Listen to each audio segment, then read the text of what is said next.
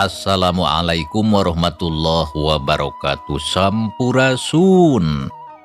Wargi-wargi baraya pecinta dongeng Sunda anu dimana bae ayana, alhamdulillah kalayan kudratillahi robbi qadar tinu maha kawasa urang sadayana tiasa ditepang dangukeun deui sareng simkuring Kang Tile dina acara cerita Sunda tanapi dongeng Sunda. Urang nuluykeun hanca carita anu katunda mitra masih dina judul gara-gara pelet. Anu mana ieu carita teh hasil buah karya atanapi karangan Amburos ti Palihan Bandung. Kasugri para wargi, dina jujutan hanca carita anu parantos disungsi dina dinten kamari, padaran Kang Tile kasapih kuanci dina mangsa medarkeun kayaan Mbah Karata.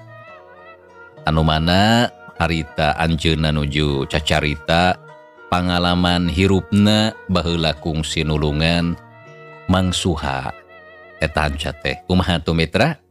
Lajenganana ieu carita sumangga langkung paos nama urang sami-sami Bandungan deui ku sadayana.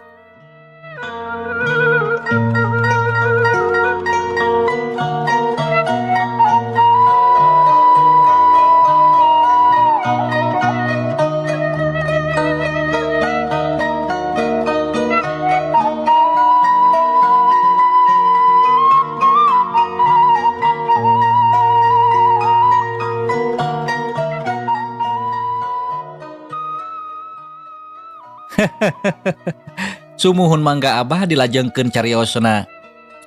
Walon si Asdur nyaritana lemes.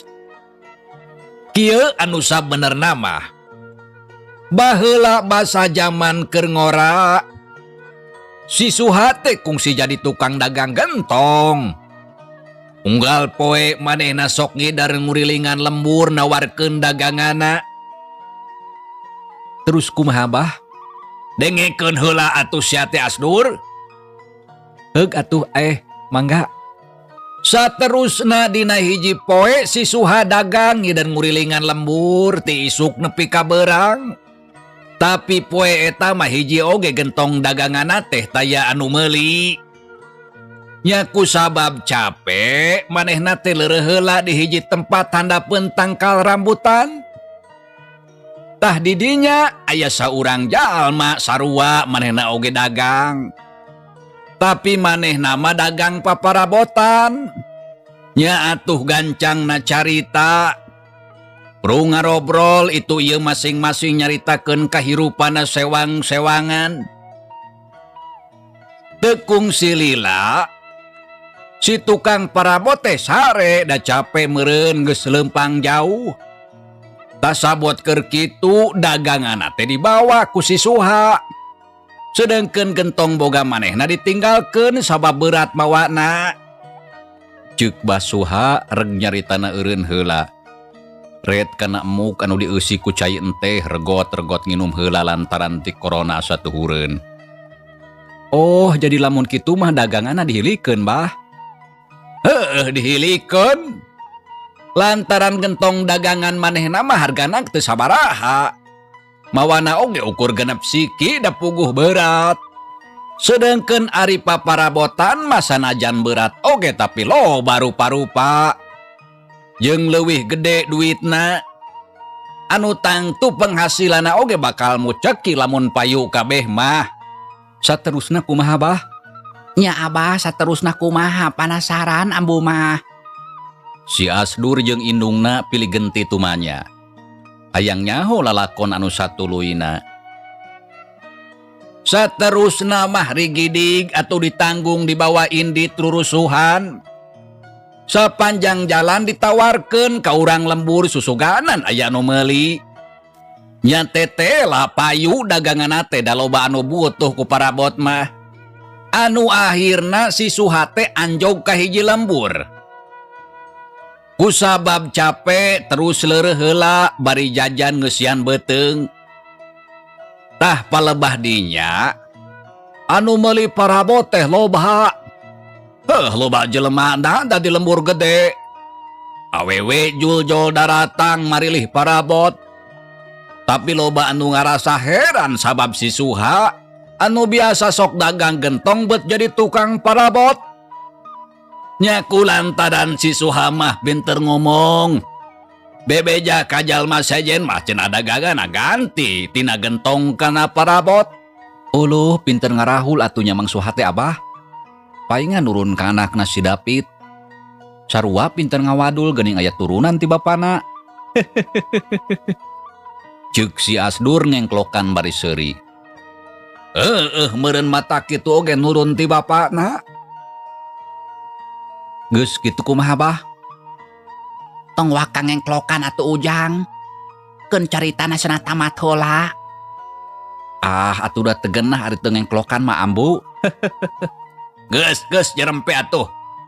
Rek diteruskeun atawa moal caritana. Ceuk Bah Kareta bari rutret ka bojona jeung anakna. Nya komo we atuh Bah. Sok deui resep kuring mah. Kieu saterusna mah. Basa si Suha keur pakpik-pak ngaladangan. Si tukang parabot anu tadi sare nyusul sarta terus nyarekan bebeakan. Samalah ditunjuk-tunjuk banget si Suha teh hareupeun batur.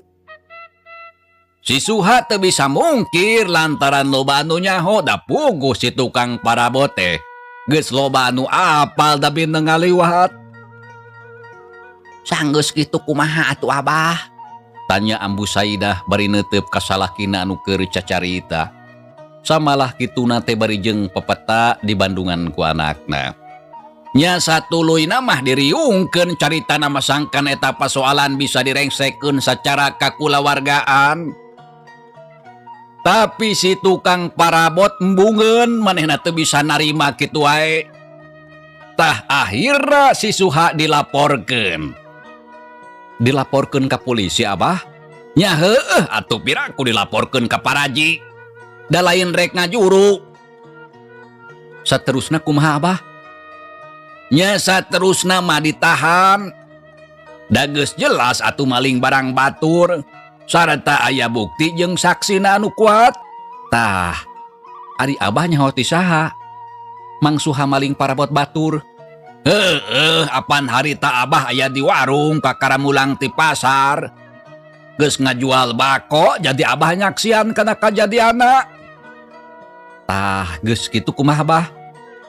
Si Asdur terus tatanya lantaran penasaran hayang nyaho tungtungna. Ditanya kitu pok deui atuh Bah Kareta neruskeun deui caritana. Si Suha diiringkeun ka kantor polisi. Samalah Abah oge milu ngajajabkeun. Ningali kitu Abah teu tega sabab nyaho pisan kana kayaan anu sangsara balangsak.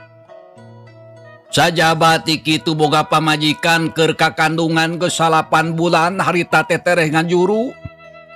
Nya terus Abah teh nyoba-nyoba ngomong ka polisi. Kumaha carana ngarah si Suha teu ditahan. Anu akhirna si Suha bisa bebas tapi kudu mere duit jaminan anu jumlahna cukup gede. Sabaraha duit jaminanna Abah? 2.500. Tapi zaman harita mah gede da Abah oge keur ngora. Saatosna kitu bebas Mang Suha teh Bah? Bebas tapi wajib lapor saminggu sakali. Salila 6 bulan. Nya lamun dina waktu 6 bulan ngalakukeun deui kajahatan, geus pasti manehna teh bakal ditewak terus diasupkeun ka buwi. Tah tidinya ku Abah teh dipapatahan sangkan ulah ngalakukeun deui pagawean anu sarua. Nya alhamdulillah manehna daek ngagugu kana caritaan Abah. Sarata janji rek jadi jelema anu bener nyaritana mah kitu.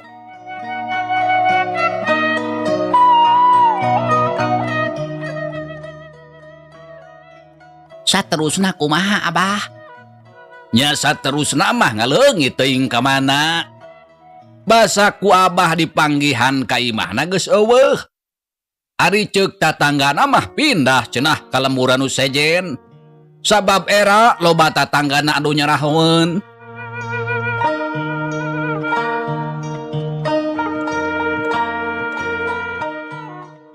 Sanggeus kejadian harita jadi abah teh can panggih deui.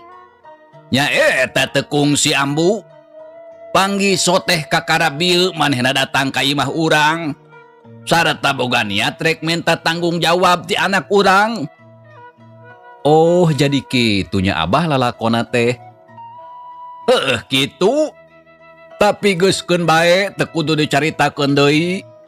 Da pasoalan eta mah geus lila kaliwat. Tah ayeuna abah rek nanya ka maneh. Nanya naon, Bah? Ari maneh Asep? Naha enggeus ngarite atawa acam? Tanya Bah Kareta balik deui kana pasoalan ngarit. Enggeus Bah ngarit nama? Ngan tadi teh teu kaburu dibawa. Lantaran rurusuhan kudu balik ceuk si Juned. Terus di mana ayeuna tanggungan jukutna? Nya di ditu we atuh dilandeuh di Tegalan paragi ngangon domba. Ya lamun kitu mah jig atuh ka ditu cokot heula. Bah Kareta ngajurungkeun sangkan anakna nyokot jukut keur parab domba. Aduh ke heula atuh abah. Gampang nyokot jukut mah. Ayeuna kuring teh lapar hayang dahar. Dati isuk-isuk can manggi sasarap. Nya lamun kitu mah sok dahar heula. Tah engkereng sedahar geuwat cokot jukut teh. Domba bisi kaburu hayang nyatu. Nya bah, kalem we lah. Nyaho beres abah mah. Walon si Asdur terus ngaleos ka patengahan. Sorog ngadeuketan kana meja makan gap kana tutup kadaharan. Tuluy dibuka breh katempok kadaharan geus sayagi. Gek diuk dina kursi gop kana piring tuluy nyiuk sangu saterusna celebek dahar. Ari Bah Kareta sup ka kamar. Terus diganti papakean anu pantes. Gap kana duduk kuilaken tuluy dipake. Teu lila geus kaluar deui. Ningali kitu pok Ambu Saidah tumanya. Rek ka mana abah? Geuning geus dangdan rek indit-inditan abah teh. Nya eta abah teh rek nawarkeun kopi. Da geus karodot geus cukup alaeun. Tapi rek ditawarkeun ka saha abah? Ka si Ewon urang Suraja. Lantaran ti heula kungsi ngomong cenah lamun kopi rek dijual ulah kasasahakeun kitu nyaritana mah. Nya jig bae atuh ari kitu mah. Kan bae ulah tuluy kemana karap. Nya moal atuh. Walon Bah Kareta terus ngaleos. Jurut turun kaburuan terus ngagedig lempang. Tapi acan oge jauh gok amprok jeung si Juned anu kakara balik ngarit. Hargeuning maneh Juned? Adi sugan teh maneh aya di kaandang ceuk pamikir abah teh. Tapi naha geuning kakara balik ngarit? Tanya Bah Kareta bari melong ka si Juned. Laras juragan abah. Abdi teh nembe wangsul ngarit. Nah saha anu nitah ngarit? Apan poe ayeuna maneh mah ditugaskeun sangkan ngabersihan kaandang. Laras kitu, ari sakadahna mah abah mung bae tadi waktos abdi dipiwarang nyusulan Kang Asep. Tah abdi anu kedah ngarit ngagentosan anjeunna. Harapan cenah geus pinuh bebejana mah. Ngan ukur tinggal mawa. Ceuk Bah Kareta bari jengkerung. Pinuh kumaha hari abah? Carangkana teh kosong keneh abah. Eta oge aya eusina jukut. Tapi ngan ukur sakeupel. Da Kang Asep mah kalah kulem atuh bah disaung waktos disusulan teh. Nya teras dihudangkeun sangkan nyaring. Tos nyaring ku abdi didugikeun cing teh sangkan enggal mulih margi aya pasoalan penting. Teras anjeunna wangsul. Tapi sateu acana miwarang abdi ngatoskeun ngarit. Tak kitu abah, janten anu ngarit teh abdi sanes Kang Asep. Ceuk si Juned cacarita kalayan daria mere keterangan anu sabenerna. Beuk eta mah bebenyit geus ngabohong deui wae. Pananya teh lain kitu. Tapi geus heula ayeuna mah jig bae ka ditu maneh geura balik. Nya lamun capek leureuh heula sakalian menta dahar ka si Ambu. Tah engke geuwat anggeuskeun pagawean anu tadi mereskeun ngandang. Ayeuna abah marek indit heula aya perlu. Geus ka ditu geura indit. Ceuk Bah Kareta ngajurungkeun balik ka si Juned badegana. Nya mangga atuh juragan abah. Permios. Walon si Juned terus ngaleos bari nanggung jukut. Nya kitu deui Bah Kareta harita ngagedig leumpang rek nepungan Mang Ebon ka lembur Suraja.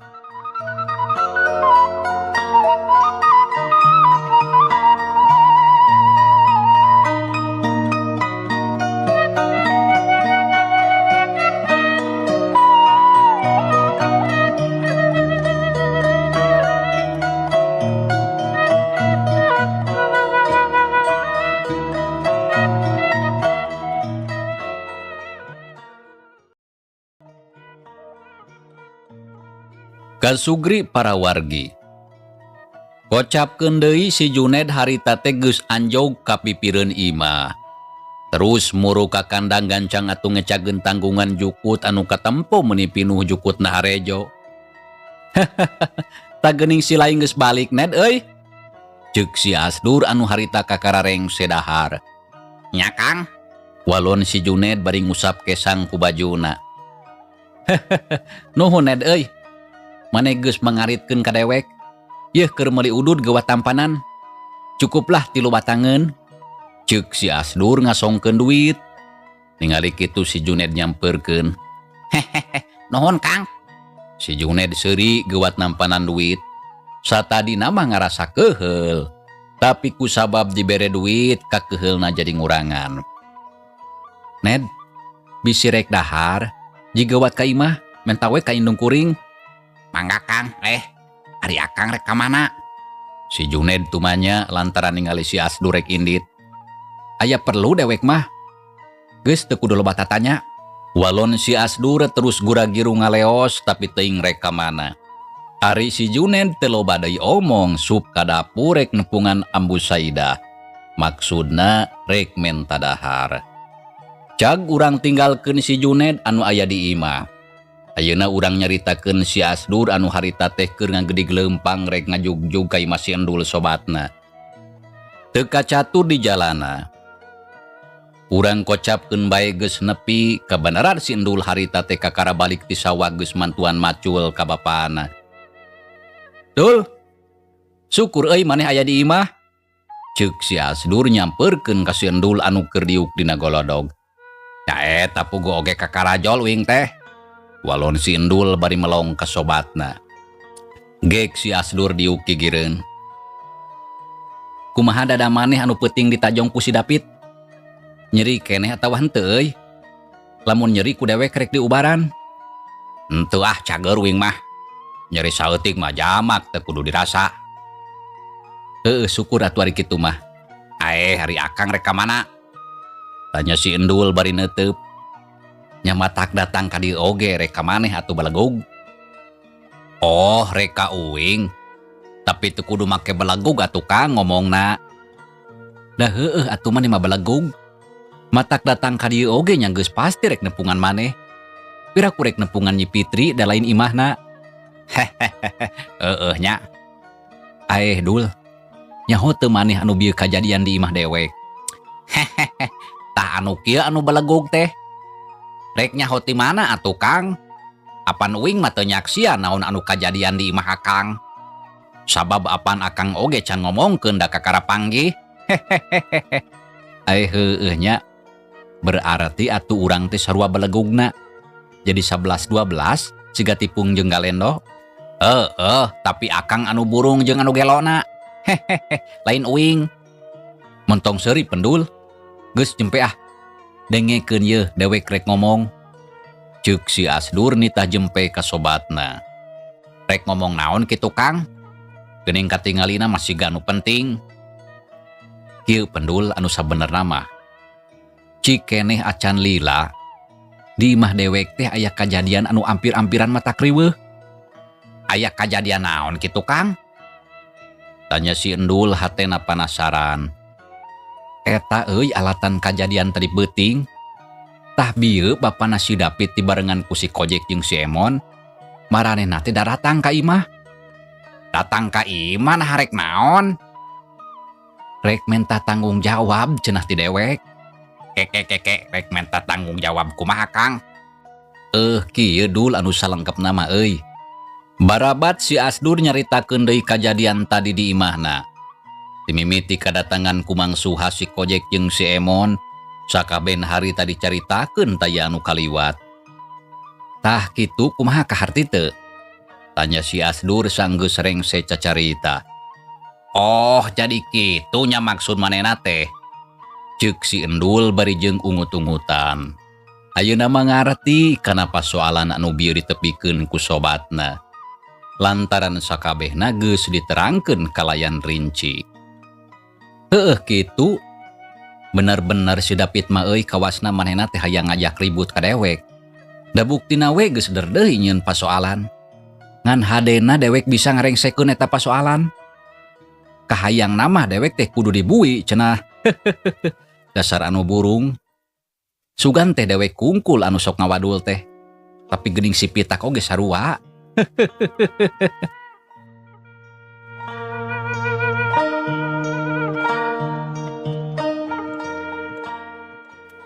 Nya an geuning gede wadul si Dapi teh.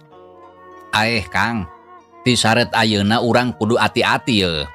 Lantaran uing boga sangkaan lamun maranehna tiluan bakal terus ngunek-ngunek ka urang. Sarta lamun aya kasempatan pasti hayang malas. Kusabab kitu urang kudu waspada Kang, lantaran si Kojek teh manehna loba baladna. Jadi bisa ngoroyok ka urang cara peuting. Bener dul caritaan maneh teh. Urang kudu ati-ati euy. Kang, ari ayeuna rek terus ka mana atuh? Si Endul tumanya bari melong ka sobatna. Nyari niat mah rek ngajak maneh ulin ka imah si Oray. Nya meungpeung keur aya da biasana mah geuning jarang aya di imah si eta mah. Sapopoena sok cicing wae di terminal mentaan duit. Nya hayu atuh tapi ke uing rek mandi heula sakedeung. Ieu baju karotor can salin. Da kakara balik geus diajak ngobrol. Wah, teu kudu mandi lila. Engke we atuh sore mandi mah. Nyaho gatulah ke daguan sakedeung. Walon si Endul jung nangtung terus ngoreleng ka tukang. Maksudna rek kukumbah ka pancuran. Sedengkeun si Asdur harita nungguan. Nya teu lila antarana torojol si Endul nyampeurkeun geus meunang disalin baju kunu bersih. Hayu atuh Kang. Hayu. Jung si Asdur nangtung saterusna kenceling arindi trek ngajugjug ka imah si Oray. Anu tempatna kawilang rada anggang tapi masih kene salembur. Kang, uing hayang nanya. Nah bener akang teh bogoh ka Nyi Fitri? Si Endul tumanya bari leumpang. Bener bogoh dewek mah. Samalah lamun daekeun mah rek dikawin. Rek dikawin? Cek si Endul barinya kakak seuri. Naon ari maneh make seuri Pendul? Teu percaya kana caritaan dewek. Nah harek saha jelemana nu percaya ka Akang. Sabab sararea oge geus apal lamun Akang teh tukang ngawadul. Mentong seuri sia Pendul, bisi diteke ku aing. Memang bener dewek oge rumasa sok ngabohong. Tapi apantara salilana? Tara ari salilana mah. Tapi lolobana. Ceuk si Endul barinya kakak seuri. Bener oge anu dicaritakeun ku maneh teh. Tapi si laing oge kudu nyaho. Dina hal ieu mah dewek teu ngabohong. Rumasa dewek teh bogoh ka Nyi Fitri anak Mang Suminta. Samalah lain bogoh deui tapi bogoh pisan. Tah kitu kayaan hate dewek anu sabenerna. Walon si Asdur teu era nembrakeun eusi hatena. Wah, wadul, kekeh teu percaya uing mah. Lantaran basa ka Nyi Imas anak tukang peuyeum, ka Nyi Cacih anak bandar lauk, ka Nyi Iroh anakna tukang beas jeung kasaha deui da loba. Apan kitu angker nyaritana Akang mah. Jadi kacindekana uing mah teu percaya kana caritaan Akang. Jawab si Endul kekeh teu percaya kana caritaan sobatna. Sabab geus loba pisan buktina kaunggal awewe oge ngan saukur ngaheureuikeun. Sakadar mere harepan kosong. Ngomong bogoh tapi teu lila saterusna di jauhan. Beu si laing mah meuni kekeh teu percaya Pendul. Bener euy ku ayeuna mah dewek teh bogoh ka Nyi Fitri. Samalah unggal poe teu boleh sok inget bae ka manehna. Tuning peureum kadeuleubeun tak karasa. Teu srikna asa ucang angge dina kongkolak mata. Tak kitu anu ayeuna keur karasa ku dewek teh Pendul. Piraku si laing angger teu percaya. Aduh nepi ka kitu nanya. Meureun Akang teh ayeuna keur jatuh cinta mana kitu oge ka Nyi Fitri. Teu salah Pendul. Lamun di bahasa Indonesiakeun mah dewek teh keur jatuh cinta. Samalah dewek teh geus nyieun sajak keur manehna euy. Geus nyieun sajak. Kakara ayeuna yeuh dewek nyieun sajak keur awewe. Kumaha sajakna Kang? Cing sok atuh baca. Uing hayang ngadenge. Ceuk si Endul bari ngareret. Ki Endul eusina teh. Oh, Fitri Handayani, gadis desa yang sangat cantik sekali. Parasmu begitu indah menawan hati. Wajahmu berseri bagaikan bunga melati yang harum mewangi di taman sari. Tasak itu Pendul, sajak menang mikir dewek teh. Kumaha ceuk si Laing alus teu? Alus, alus. Alus, Kang. Sigana bener kayak kieu mah bogoh ka Nyi Fitri. Ceuk si Endul barinya kakak seuri. Tah ayeuna si Laing percaya henteu kana caritaan dewek. Percaya, Kang. Ayeuna mah percaya. Tapi saterusna rek kumaha? Nya saterusna mah rek dideuketan we atuh ku dewek. Apam teresepan Nyi Fitrina oge Kakang mah. Rek dijajabkeun balik oge nolak. Samalah kalah menta dijajabkeun ka si Dapit. Eta oge bener. Manehna teresepeun ka dewek ku ayeuna mah. Tapi teu matak susah pikeun dewek mah. Nya sok sanajan Nyi Fitri resepna ka si Dapit, tapi ku dewek marek terus dideuketan saeutik-saeutik. Dina hal ieu dewek kudu sabar sarta ulah gurung-gusuh, sangkan caina herang laukna oge beunang. Saterusna digoreng dipake deungeun sangu, anu satuluyna diuapkeun. Tah, apan ngeunah lamun kitu mah.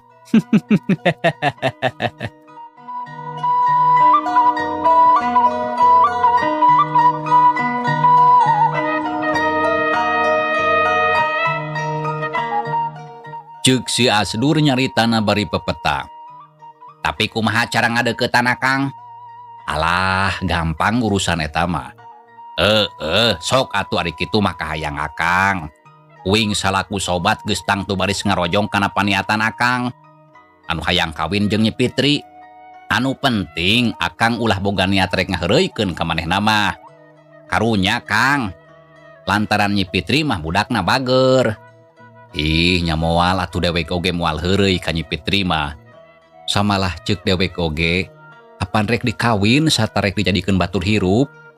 Walon si Asdur jep duanana jarempe terus ngagedig leumpang rek ngajugjug ka imahna si Oray.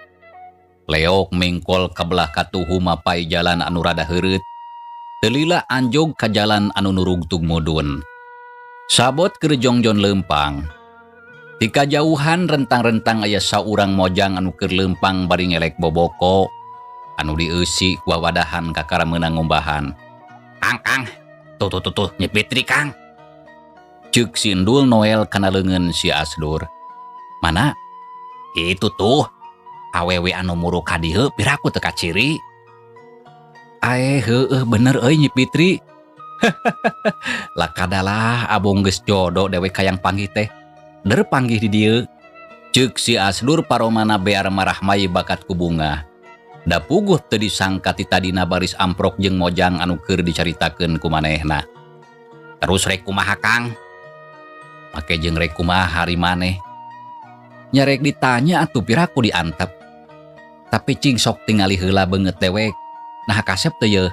Lantaran tadi teu kungsi dangdan euy. Da teu nyangka rek amprok di dieu.